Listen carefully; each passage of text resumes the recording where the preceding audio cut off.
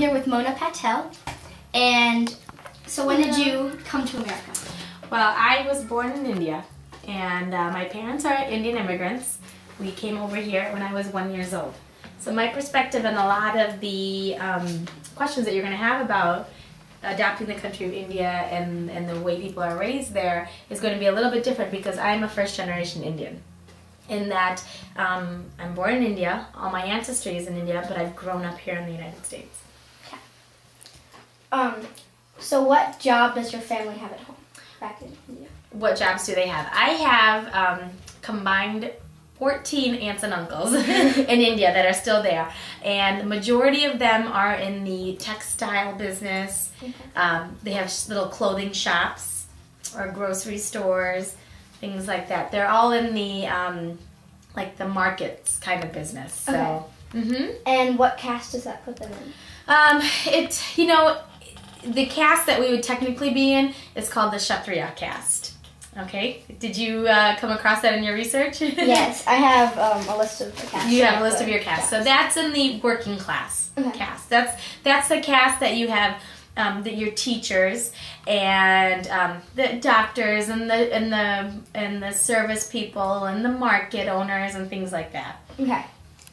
And so did like the like what your family's jobs have in India, did that affect like what you chose as your job? Not at all, because my father, out of 8 brothers and sisters on his side, and my mother, out of 5 brothers and sisters on her side, are the only 2 that came to the United States to be here. And my father is a physician, and he's the only physician out of his whole family. So really, their jobs didn't really affect what we chose, because like I said, I have a very different upbringing. Majority of my cousins are in India, but we grew up here and we're all in the health field. So it really didn't affect what we chose from the jobs that they were in, but it's always great to go back home and visit them and kind of see all their shops and things like that. As far as the caste system goes, it's not as prominent as it used to be even 40 or 50 years ago. You know, you'll have the caste of the military, which is usually the Sikhs with the turbans, and they're the warrior caste essentially. And it's not so much like that anymore. One of the highest castes is the priests and the pundits, and they're called the Brahmins.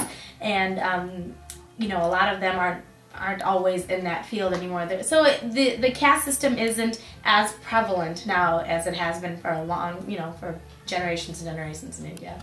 And how did you feel about the movement to make life better for like the untouchables? Oh, I think it's wonderful. I think it's wonderful. I fully support all of that.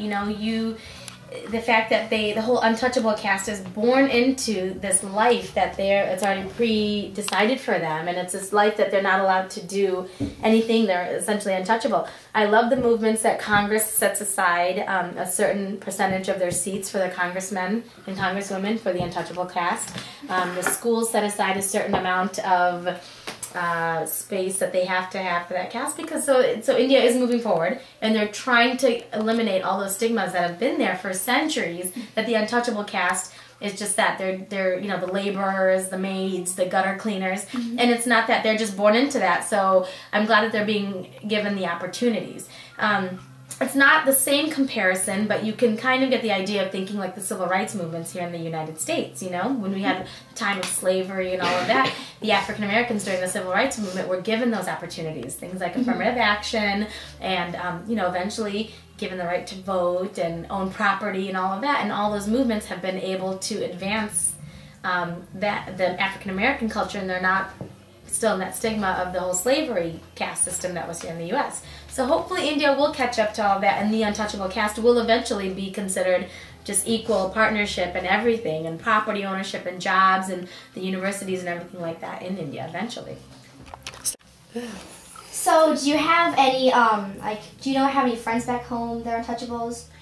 I do not, and like I said, it's because I was 1 year old when we moved here. My majority of all my immediate family and all of our friends and some of my cousins are here in the United States. The only people that we really associate with when we go to India is our extended family. We're just never there enough to be able to befriend more people. We're there for a week every 3 or 4 years.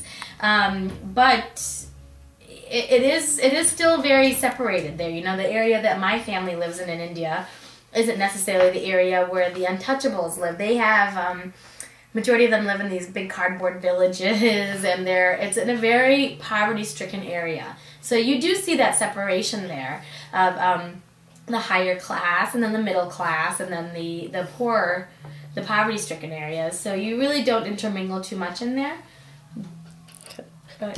The slums that were depicted in Slumdog Billionaire, is that a fair depiction? Absolutely. Oh, it's a very fair depiction of what's going on. And that is the majority of India. Actually, that movie Slumdog Millionaire caused a lot of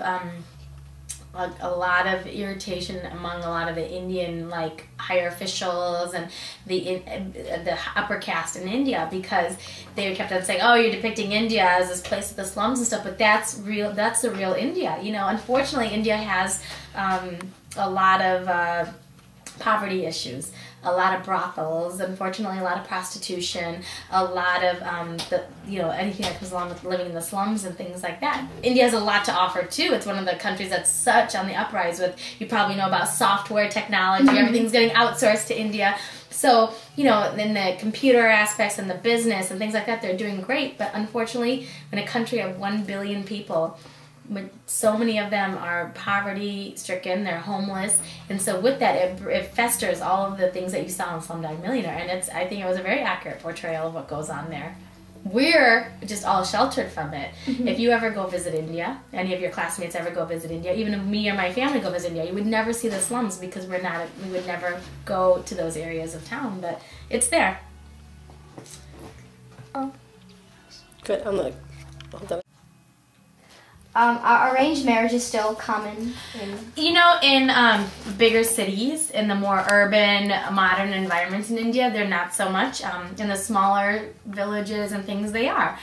Both mine and my husband's parents' marriages were arranged. And arranged in the sense that it's not like you show up the day of your wedding and you marry a stranger.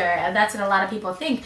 The families are very involved in helping you introduce yourself to someone that they think would be a good fit for you. And the whole mentality in Indian arranged marriages and all of that was that it's not just two people marrying each other, it's two families uniting. So they try to pick a good match, which they would think based on, at one time, based in the same caste, maybe in the same type of family business, and things like that. So it was a family unionship, and they would introduce the boy and the girl and kind of let them mingle a little bit and see if that they would like each other. That's a more of a modern arranged marriage. Yes, back in India, you know, they were arranged, and based on family advancement, it was picked who you would marry. But that doesn't really happen anymore. It's more of, you know, they want you to meet someone who you think would be a good person from a good family, and you know, the girls and the guys have every say, usually, if they're yes or no.